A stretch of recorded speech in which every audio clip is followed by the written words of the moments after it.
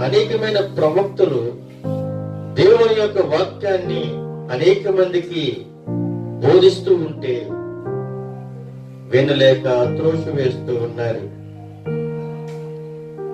మాకు తెలిసిన సంగతులను మా పితరులు మాకు వివరించిన సంగతులను చెప్పేదము.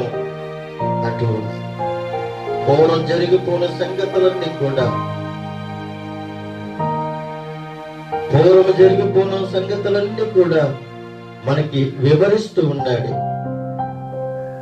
ఒక్కొక్కటిగా మనం మర్చిపోయిన సంగతులను కూడా ఆయన మనకి వివరిస్తూ ఉన్నాడు.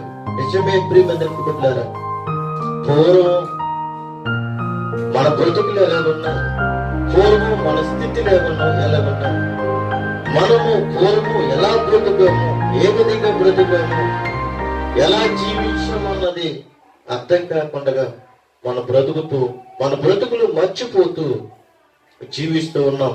కానీ ప్రభు అంటున్నాడు, పూర్వము సంగతులను మీకు నేను తెలియపరుస్తూ ఉన్నాను,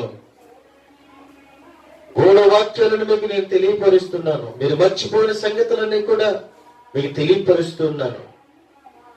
పెంట కుప్పలుగా ఉన్న మిమ్మల్ని, దీనిలుగా ఉన్న మిమ్మల్ని ఉన్నతమైన స్థానంలో తీసుకుని వచ్చి నిలబెట్టాను అంటే నా కృప మీ మీద ఉన్నది గనుక. నా కృప మీ మీద లేకపోతే మీరు ఇంకా అజ్ఞానములో ఉందరేమో అని ప్రభు ఈ రోజున మనతో మాట్లాడుతూ ఉన్నాడు. ఈ యొక్క